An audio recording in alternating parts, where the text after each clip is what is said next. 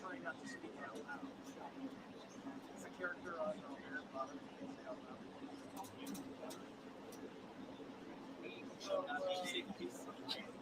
You don't need to stop.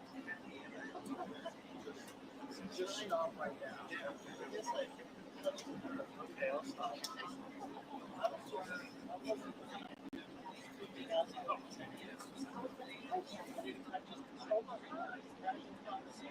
All right.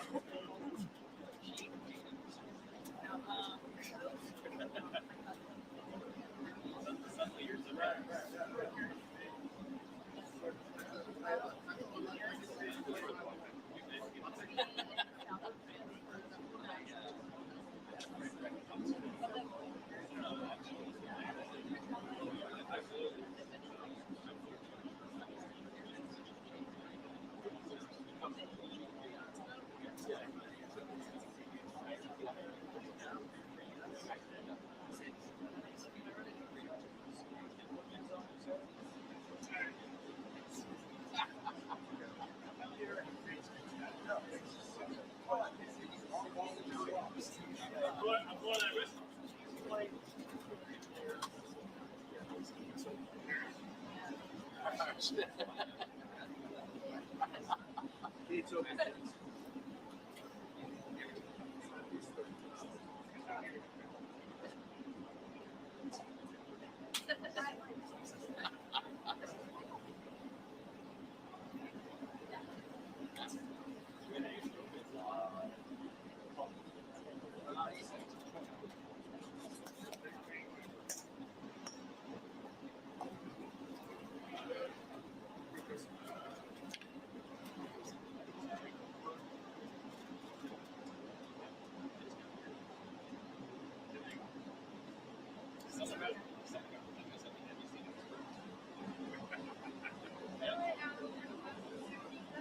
Win, is that where you're going to be?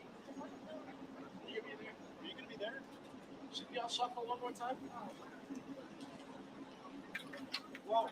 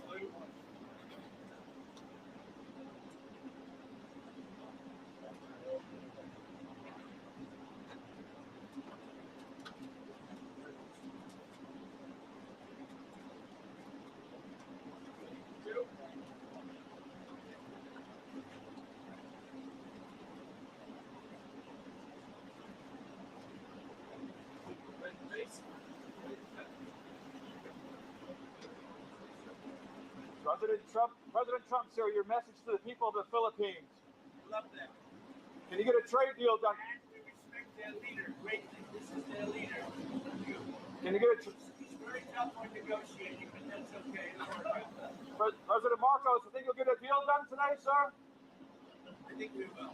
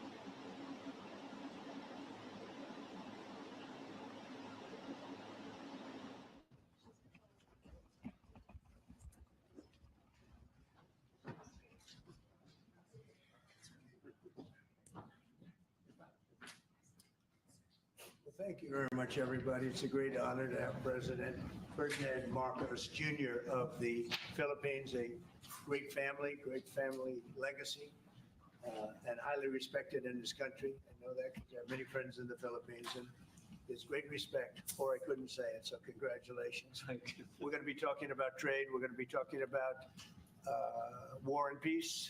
They're a very important nation militarily, and we've had some great drills lately. We're back with them. I think I can say that the last administration was not getting along with them too well.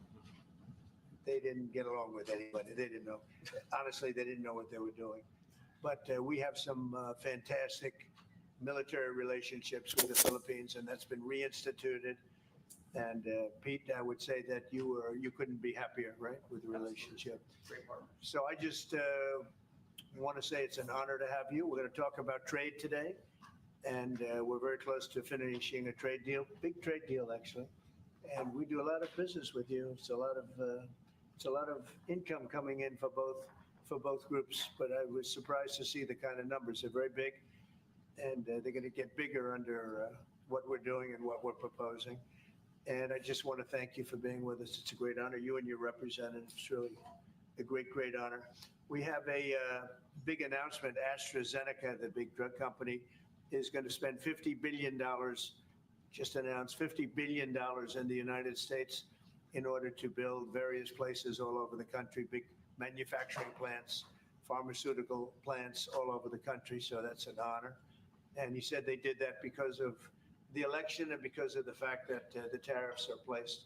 So they're building their facilities in New York. 50 billion, that's a big investment. And it's going to be a very good investment. I have no doubt about it. So thank you to AstraZeneca. And with that, I'd like to have you say a few words, please. Thank you very much, Mr. President. Of course, we're all very happy to be here to once again reaffirm the very strong ties between the Philippines and the United States, ties that go back over 100 years.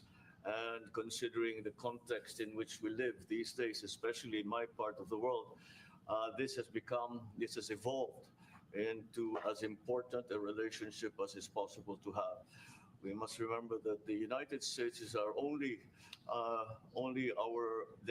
treaty partner in the Philippines, and that has stood us in good stead over the years, certainly through the Second World War, and the cultural memory of all Filipinos, down to even the school children, is that our strongest, closest, most reliable ally has always been the United States. That is something that we value, that we are grateful for, and that we will continue to foster as we go on. With the leadership of President Trump, I am very confident that we will be able to achieve that. I think it is worthwhile to remember that it was President Trump who, in his first term, characterized the relationship between the Philippines and the United States as ironclad. And that has been necessarily the case since that time that you made that statement, sir. And it is something that the Philippines will always hold close to its heart. Thank you once again, and we are honored, and it is our great pleasure to be here and to visit with the President of the United States. Thank you, sir. It's my great honor. Any questions, please? Yeah, please, go ahead. Go ahead. Mr. President, do you think that Fed Chair Jerome Powell should resign? I think he's doing a bad job, but he's going to be out pretty soon anyway. In eight months, he'll be out. But I call him too late. He's too late all the time. He should have lowered interest rates many times. Europe lowered their rate 10 times. We lowered ours none. And it's causing a problem for people that want to buy a home. Look, our economy is so strong now, we're blowing through everything. We're setting records. You know that, you see that. And whether it's the Philippines or anyone else, we're setting records at levels that nobody's ever seen before. But you know what? People aren't able to buy a house because this guy is a numbskull. He keeps the rates too high and probably doing it for political reasons. The only time I remember him cutting rates, I mean, he cut the rates just before the election to try and help Kamala or whoever he was trying to help. He probably didn't know. And he's building a building. He's $2.7 billion. They have a $900 million overrun. What is that? And that was given by Biden. That was another Biden deal. And this guy's building this building that's severely overrun. And what does he need the building for? Why does he need space for more people? So they did a big study the other day, and they called all of the great intellects and the great economists and all of the great everything. And it was 71, and only 2 got it right. Me and another gentleman that happens to be very smart. 69 people got it wrong, and the Fed got it wrong, more wrong than anybody. And he has these think tanks, and they build buildings for people that think. And it's really not thinking. It's a little bit of combination of thinking, but it's something you sort of have or you don't have. They don't. The job he's done is just terrible. You got to raise interest rates. We should be at 1%. We should be leading the world. Instead, we're paying 4%. And if you look at what that means, that's over $1 trillion in interest that we have to pay. That with the striking of a pen, we would be saving more than $1 trillion. Is that right, Scott? Yes, Do you have sir. anything to say about it? Yes, sir. I called yesterday and this morning for the Fed to do a big internal investigation to understand not their monetary policy, but everything else. The Fed has had big mission creep, and that's where a lot of the spending's going. That's why they're building these new or refurbishing these buildings. And I think they got to stay in their lane. And I think that based on the way they cut rates last fall, they should be cutting rates now. It's inconceivable. I know the Fed very well, that they can be spending $2.7 billion to build a building. They don't do anything. It's the greatest job. You show up one day, a half a day, you make a little speech, the economy is doing well, the economy is not doing well, we're going to raise interest. And he's got it wrong. That's why I call him too late, TOO, too late.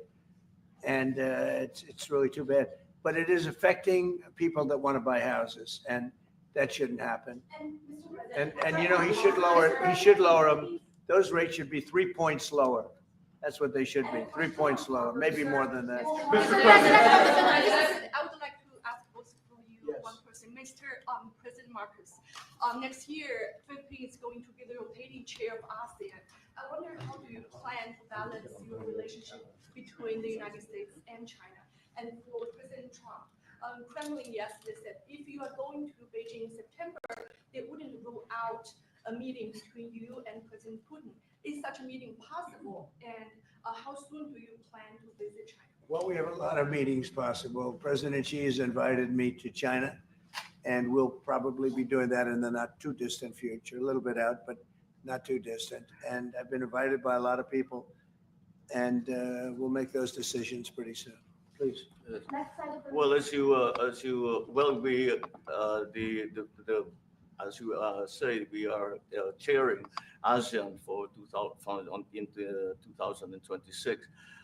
There is no need, in a sense, to balance, as you characterize as, to balance our relationship between the United States and China, simply because our foreign policy is an independent one, and we are essentially concerned with the defense of our territory and the exercise of our sovereign rights.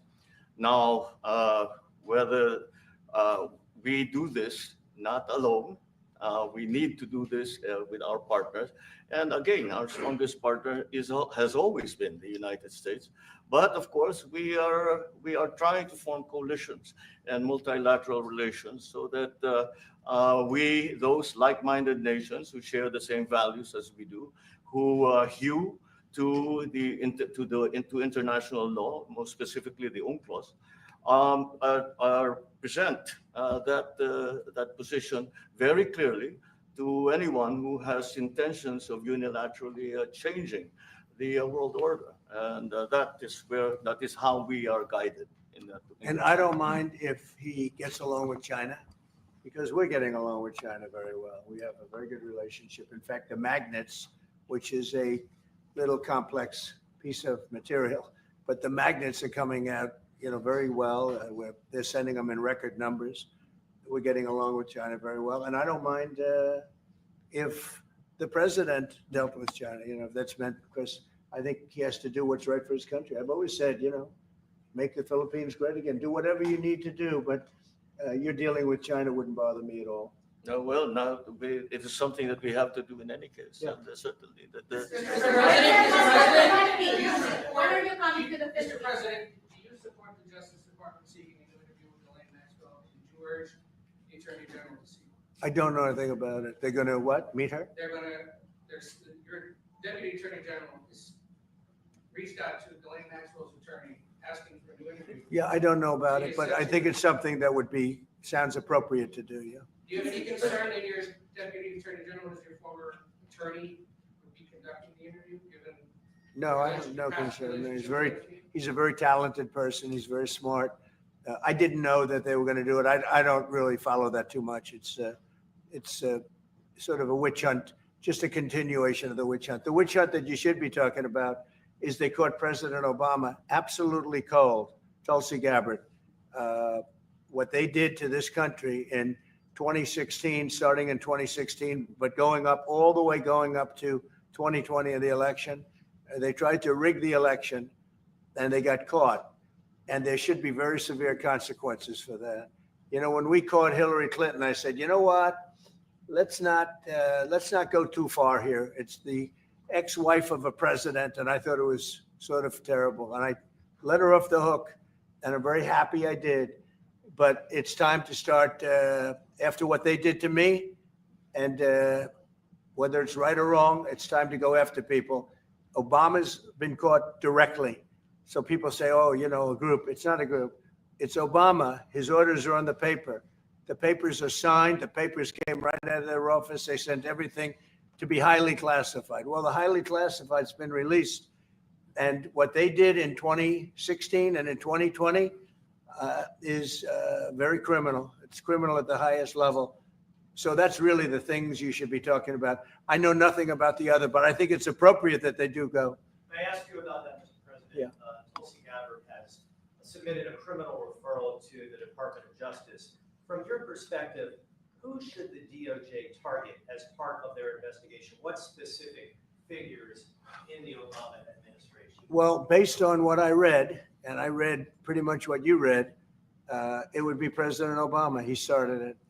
And Biden was there with him, and Comey was there, and Clapper. The whole group was there. Brennan, they were all there in a room right here. This was the room. This is much more beautiful than it was then, but that's okay. I have nice pictures up. They came out of the vaults. They were in there for 100 years. This is much more beautiful. We have the Declaration of Independence now in the room, which wasn't here. I guess people didn't feel too good about putting it here, but I do. But you know what? If you look at those papers, they have them stone cold, and it was President Obama. It wasn't lots of people all over the place. It was them too. But the leader of the gang was President Obama, Barack Hussein Obama. Have you heard of him? And except for the fact that he gets shielded by the press for his entire life, that's the one look, he's guilty. It's not a question. I like to say, let's give it time. It's there. He's guilty. This was treason. This was every word you can think of. They tried to steal the election. They tried to obfuscate the election. They did things that nobody's ever even imagined, even in other countries. You've seen some pretty rough countries. This man has seen some pretty rough countries, but you've never seen anything like it. And we have all of the documents.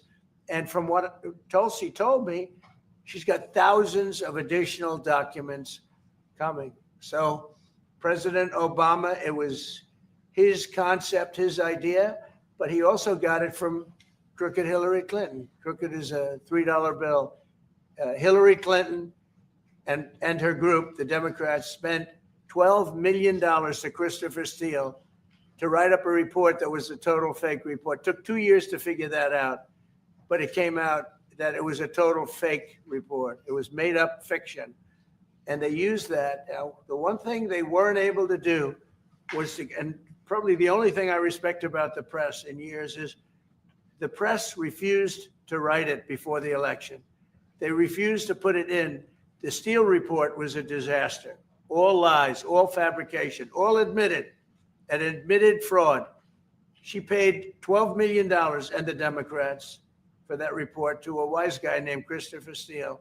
He wrote a phony report, and they wanted to get that report in before the election. And I'll tell you what, I talk about all the time, the fake news, how bad it is. But in this case, they wouldn't do it. They saw it, they read it, and they said, we don't believe it. And it was only after, substantially, like a month and a half after the election, that it got printed, and it was a big wisp. It was just like a bang of nothing, because the election had ended. If that report had gotten published by the New York Times or somebody, and I respect the Times for maybe only this, because they're crooked as you can be. They're a terrible paper, a crooked, corrupt paper. But for this one moment, they said, this is bullshit, we can't put this in. And neither could any other paper. Wall Street Journal's a lousy paper, very, very dishonest paper. As you see, I'm suing them for a lot of money because they do things very badly. It's got a nice name, but it's really, in my opinion, it's a terrible paper, and it can be corrupt. But just so you know, they didn't take the Steele report. It was the dossier. Remember the famous dossier? I called it the fake news dossier. The news wouldn't publish it. And I'm amazed. They had 2.5 months. It was finished, 2.5 months. That was supposed to be what was going to happen. And it got published a couple of months after the election. And frankly, nobody cared too much about it.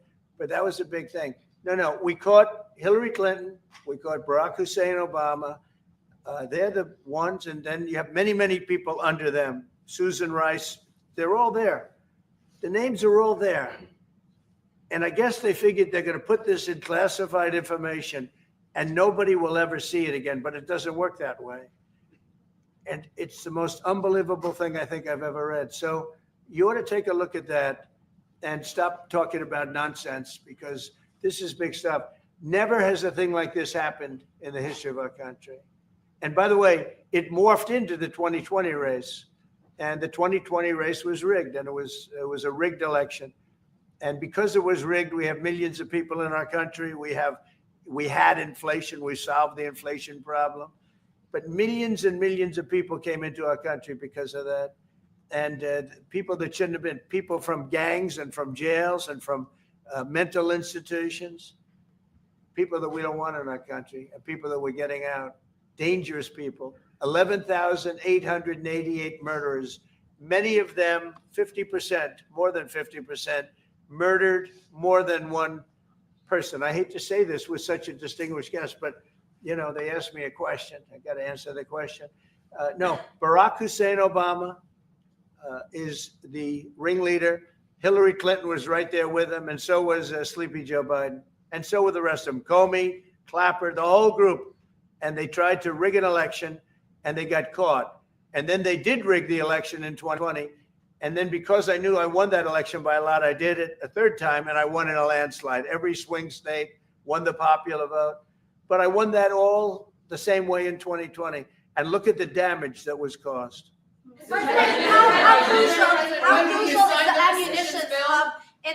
How crucial is the ammunition hub that the U.S. plans to build in Subic and the Luzon corridor, considering that these will be built in areas that hosts strategic ports as well as military air bases? You're talking ammunition? Yes, the U.S.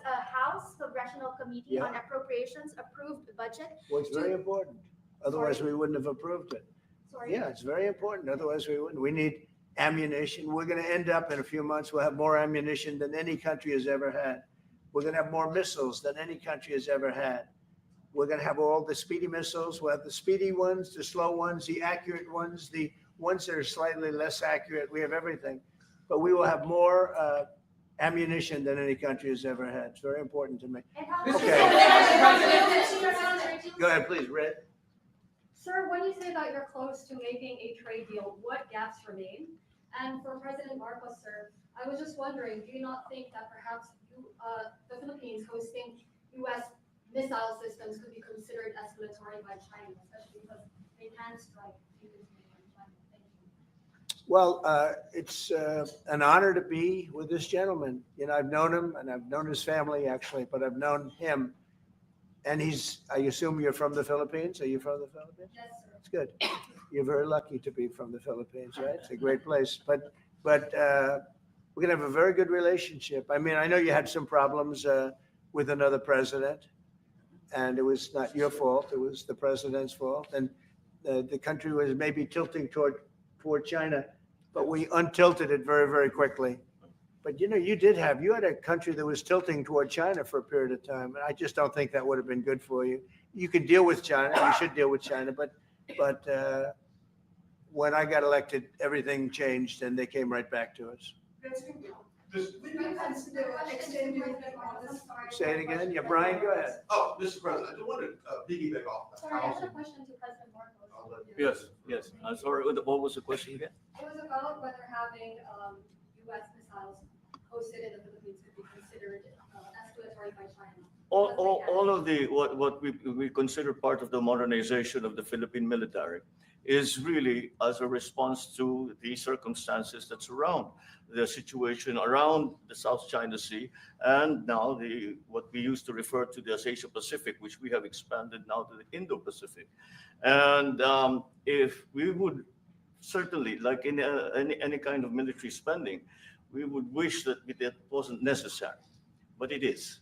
And so that is what we are doing. And as an adjunct to the question about the ammunition production, this is actually the United States is assisting the Philippines in what we call our self-reliance defense program, which is to allow us to be self-reliant and to be able to stand our own 2 feet, whatever the circumstances that occur in the future. And the reason that we have encouraged more interaction with the United States is because it is necessary. And it is not just with the United States.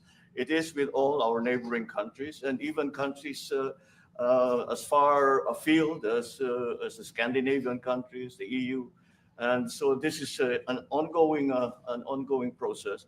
And again, I will stress the point that we do this because we feel it is necessary. And don't forget, just as tantamount to what you're asking, the Philippines were loaded up with ISIS and a lot of terrorists, and they were at very, very dangerous point. And during my administration, we went in and we wiped them out, working with the Philippines, but we wiped them out. But if we didn't go in, I don't know what would have happened. I don't know who would be your president right now. But we spent a lot of time and a lot of talent on going into the Philippines and wiping out terrorists. They had a tremendous problem during my administration, and we cleaned it up. We got them out, and now you really have a good, solid country again. I believe so. Yes. How can you make more president? Mr. President, I want to follow up on the housing question. Yeah. We got no tax on tips, no tax on overtime, no tax on Social Security. How important is it we have no tax on home sales, capital gains, to unleash the housing market in this country? Well, we're thinking about that, but would also unleash it just by lowering the interest rates. If the Fed would lower the rates, we wouldn't even have to do that. But we are thinking about no tax on capital gains on houses. And I'm very impressed that you asked that question because nobody knew that. Well, How did you find that out? That's right. I wonder why there's somebody very close. There's a leaker. There's a leaker. I've also got a question. I find it a very interesting world that we know more about two people at a Coldplay concert just hours after that viral video than we know of Thomas Crooks 1 year after attempting to assassinate you. What is holding back the investigation on Thomas Crooks? Well, they've reported to me and they've told me things, and they really say they haven't found anything that was abnormal. I would say this, the Secret Service was very brave because they were right there and they jumped on me. They made a mistake. They should have had somebody on that roof, and they should have had communication with the local police who also, they did a very good job, but they made some mistakes. And we have a whole different group of people now. I don't think anything can happen, but I think we have the best people anywhere in the world right now. And I think they've learned. And, they went into him very, in great detail. They gave me the whole thing. And what can I do? They say that it was just a nut job. that was looking to do this. And I spoke with the FBI, the new FBI. I spoke to the FBI, who was the old FBI. I wouldn't have believed a thing they said, because the old FBI under Comey was crooked as hell. He was one of the most crooked. Everybody should read the Horowitz report. Unfortunately, Bill Barr didn't use it. But the Horowitz report, not appointed by me, it was a report on Comey and the FBI. It is one of the worst shots at a human being I think I've ever seen. In fact, the New York Times did an editorial that was one of the worst editorials I've ever seen about anybody. That was about Comey. You ought to go back and get, and Barr didn't use it because he didn't have the guts to use it, or something happened. I don't know. Too bad. He went to Mr. Durham. Instead of doing the Durham, all they had to use is the Horowitz report. And I always felt badly for Horowitz, frankly, because he's a Democrat, I guess. He was appointed by a Democrat.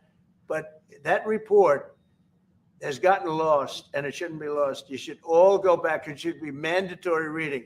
Go back and read the Horowitz report on Comey and his cronies.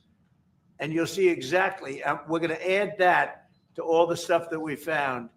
It just confirms it. But what we found is even more so. Now, we found absolute, this isn't like evidence, this is like proof, irrefutable proof that Obama was seditious, that Obama was trying to lead a coup. And it was with Hillary Clinton, with all these other people, but Obama headed it up.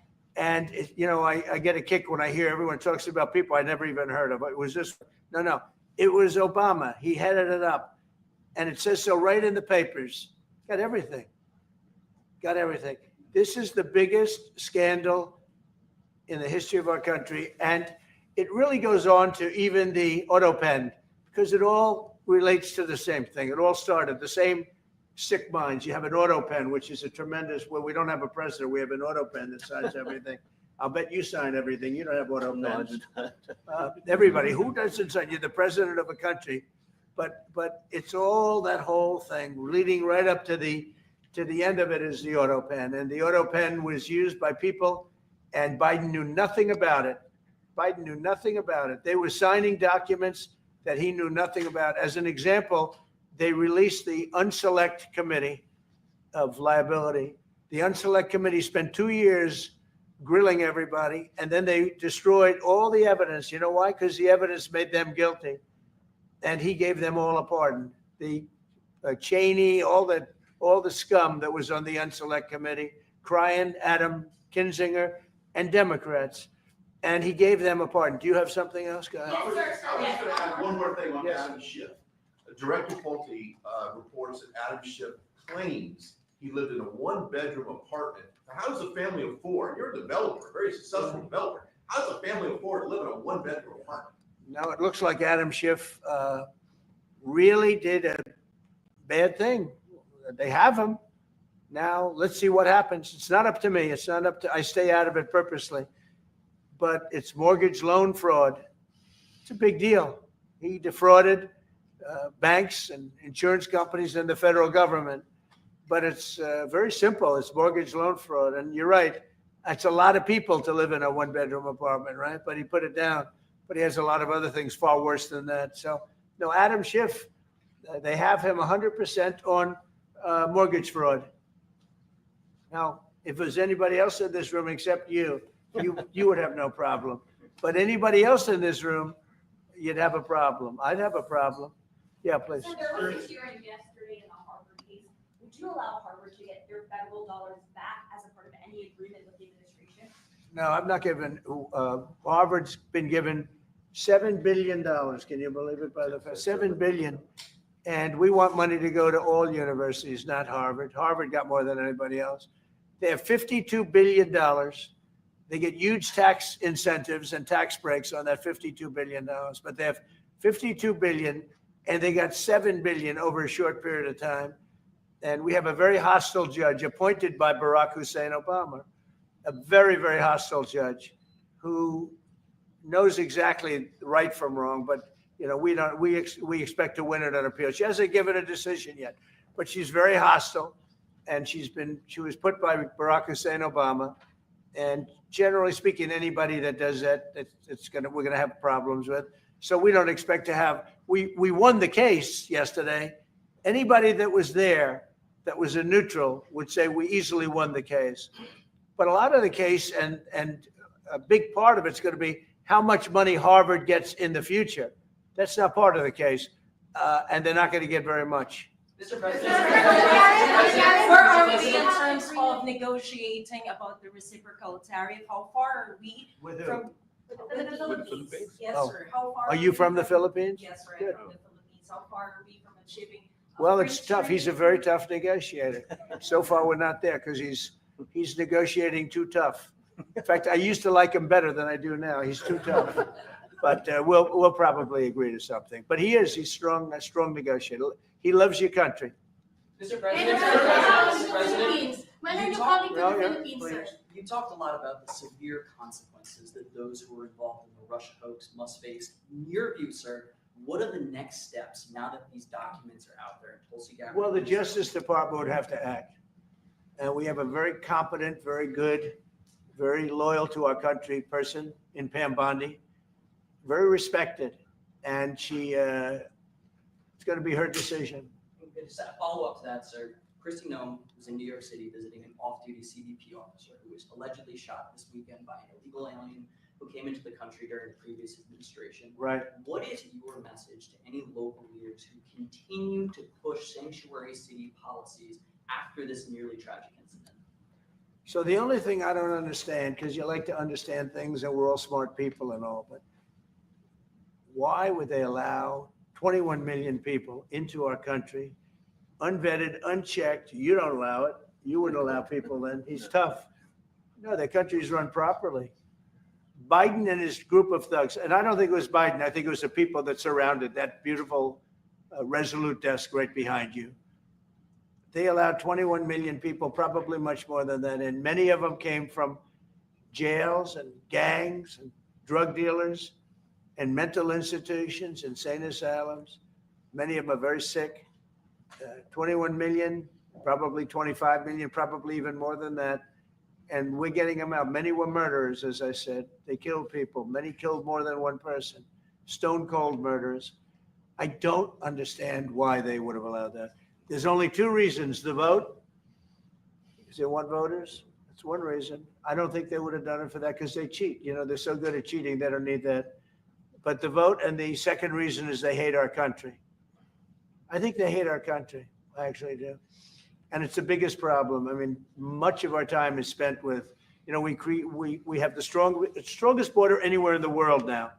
Maybe even stronger than your border, if you can believe it. We have no people came in last month, zero, which is pretty amazing. I'm not even sure I can believe that. But liberals are the ones that do that calculation. So, but we had no people come in. A year ago, we had hundreds of thousands of people come in, hundreds of thousands of people.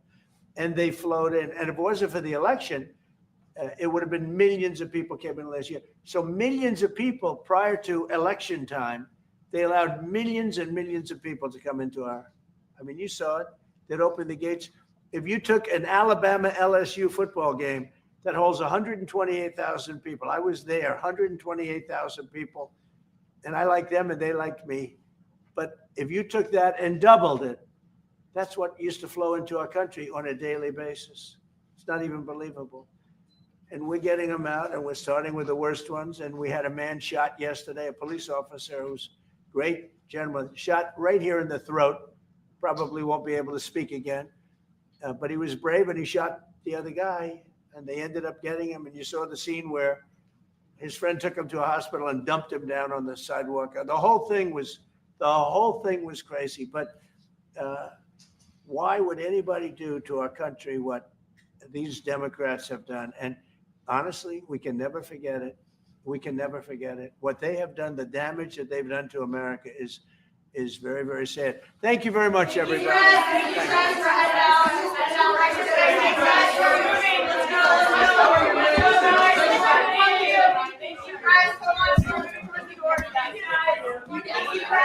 How's your health? Thank you. How's your health?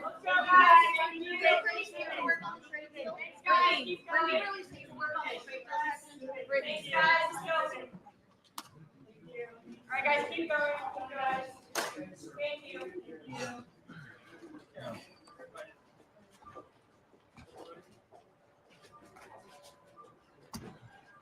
Walking.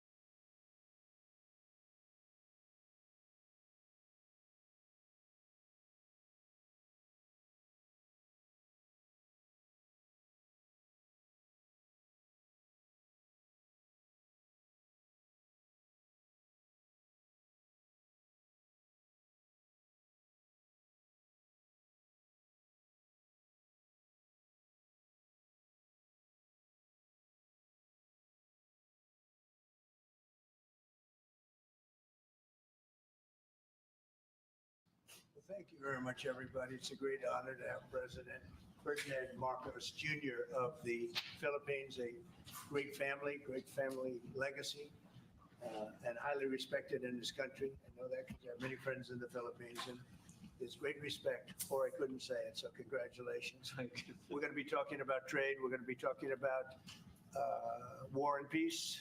They're a very important nation militarily, and we've had some great drills lately. We're back with them. I think I can say that the last administration was not getting along with them too well. They didn't get along with anybody. They didn't know. Honestly, they didn't know what they were doing. But we have some fantastic military relationships with the Philippines, and that's been reinstituted. And Pete, I would say that you couldn't be happier, right, with the relationship. Great partner. So I just want to say it's an honor to have you. We're going to talk about trade today, and we're very close to finishing a trade deal, big trade deal actually. And we do a lot of business with you. It's a lot of income coming in for both groups. But I was surprised to see the kind of numbers. They're very big, and they're going to get bigger under what we're doing and what we're proposing. And I just want to thank you for being with us. It's a great honor. You and your representatives, it's really a great honor. We have a big announcement. AstraZeneca, the big drug company, is going to spend $50 billion, just announced $50 billion in the United States in order to build various places all over the country, big manufacturing plants, pharmaceutical plants all over the country. So that's an honor. And he said they did that because of the election and because of the fact that the tariffs are placed. So they're building their facilities in New York. 50 billion, that's a big investment. And it's going to be a very good investment. I have no doubt about it. So thank you to AstraZeneca. And with that, I'd like to have you say a few words, please. Thank you very much, Mr. President. Of course, we're all very happy to be here to once again reaffirm the very strong ties between the Philippines and the United States, ties that go back over 100 years. And considering the context in which we live these days, especially in my part of the world, this has evolved into as important a relationship as is possible to have. We must remember that the United States is our only treaty partner in the Philippines, and that has stood us in good stead over the years, certainly through the Second World War, and the cultural memory of all Filipinos, down to even the school children, is that our strongest, closest, most reliable ally has always been the United States.